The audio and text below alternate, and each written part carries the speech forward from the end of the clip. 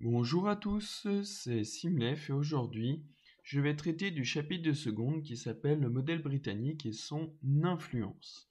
En guise d'accroche, vous avez ici une illustration du peintre Peter Tilman qui évoque la chambre des communes, l'intérieur du bâtiment.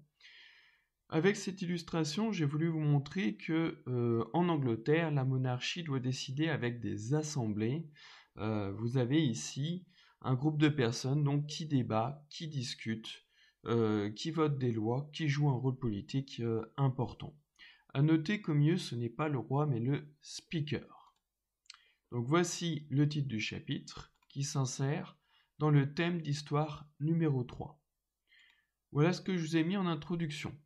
Au XVIIe et au XVIIIe siècle, tous les pays européens ne sont pas des monarchies absolues comme la France. Après deux révolutions, le Royaume-Uni se distingue en apparaissant comme un modèle de monarchie parlementaire cette fois.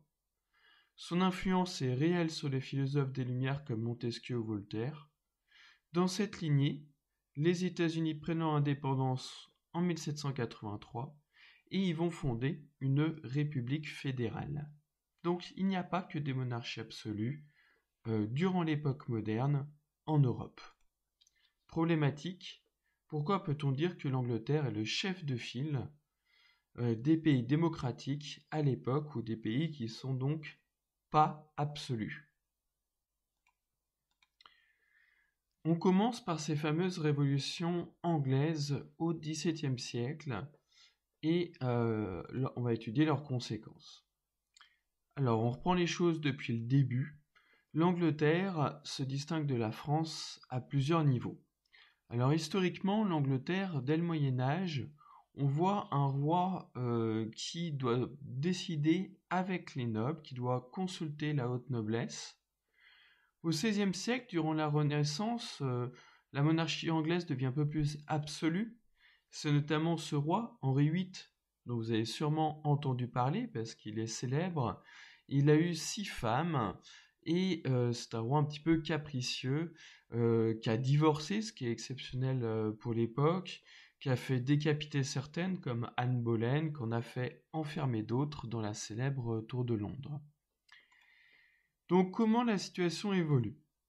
Au XVIIe siècle, on a d'abord une première révolution entre 1642 et 1649 qui aboutit à la décapitation du roi absolu Charles Ier. Suite à cela, on a la dictature d'un homme qui s'appelle Cromwell, qui a fondé une république, mais une république qui est en fait une république dictatoriale. On parle de république uniquement parce que c'est pas un roi qui est à la tête du système, mais c'est un système qui est autoritaire. Du coup, la monarchie revient avec le roi Charles II. Il y a des tensions avec le Parlement. Puis c'est le roi Jacques II qui, lui, de nouveau veut revenir à l'absolutisme, qui veut réimposer le catholicisme en Angleterre. Là, je rappelle que l'Angleterre est protestante, c'est la religion des anglicans.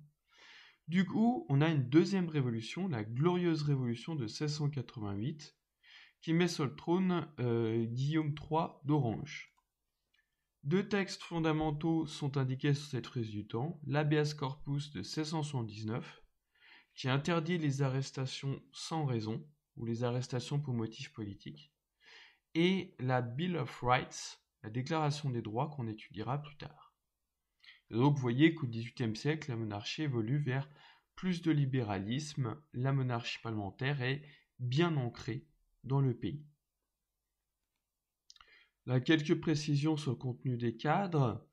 Lorsqu'on parle du Parlement anglais, là, je vous ai mis qu'il y a la Chambre des communes qui regroupe plutôt la petite noblesse et la bourgeoisie, et la Chambre des lords qui regroupe des évêques et la haute noblesse. Je reprécise que l'Angleterre est anglicane. On a aussi donc quelques minorités, des puritains, des chrétiens purs, alors là plutôt qu'extrémistes, c'est-à-dire plutôt austères, qui veulent appliquer en gros la religion à fond, et puis évidemment une minorité catholique. Alors, donc quelles sont les conséquences de la glorieuse révolution, la fameuse déclaration des droits de 1688? Alors on va voir en détail le contenu de ce texte, parce que ce texte de loi c'est un petit peu la Déclaration des droits de l'homme et du citoyen des Anglais. C'est pour ça qu'il est aussi important. Donc, Guillaume III d'Orange, à qui on a proposé la couronne d'Angleterre pour remplacer Jacques II, doit accepter cette fameuse Déclaration des droits. Quelques phrases sont cruciales, sont vraiment explicites. Déjà, on nous dit que les assemblées, donc la Chambre des Lords et la Chambre des communes, forment une représentation complète et libre de la nation. Donc là, on a la définition d'une démocratie représentative. Le roi doit gouverner avec les représentants du peuple. Ensuite, l'article 1 est important. Le pouvoir exécutif, le roi ne peut pas suspendre les lois ou l'exécution des lois sans l'accord du Parlement. Donc clairement, le Parlement a le pouvoir législatif.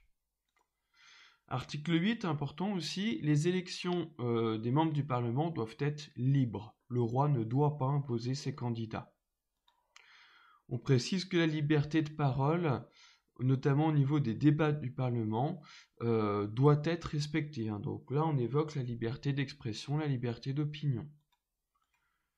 Ensuite, qu'est-ce qui est important? Que toute levée d'argent pour l'usage de la couronne sous prétexte de la prérogative royale, sans le consentement du Parlement, est illégale. Donc en gros, le roi ne peut pas lever des impôts sans l'accord du Parlement. Le Parlement, du coup, a un rôle financier, un rôle dans le budget. On évoque aussi le droit de pétition des membres du Parlement. D'accord? Donc vous voyez que cette déclaration des droits, cette Bill of Rights, joue un rôle très important. Elle limite considérablement les pouvoirs du roi, donne des prérogatives importantes, des pouvoirs aux députés, des pouvoirs au Parlement. Donc, cette monarchie devient de plus en plus parlementaire au XVIIIe siècle. De plus en plus, le roi va céder des pouvoirs au Parlement ou va accepter que le Parlement joue un rôle de plus en plus important. Alors déjà, la liberté de la presse s'installe progressivement.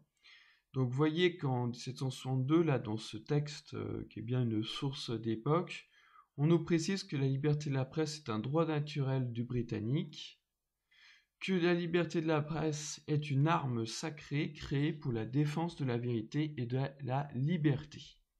Donc la liberté de la presse devient un droit inaliénable progressivement au XVIIIe siècle.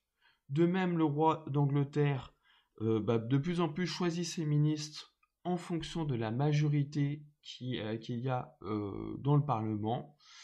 De la même manière, le roi d'Angleterre progressivement va respecter les élections libres et il va s'obliger à réunir de plus en plus souvent le Parlement pour décider avec lui.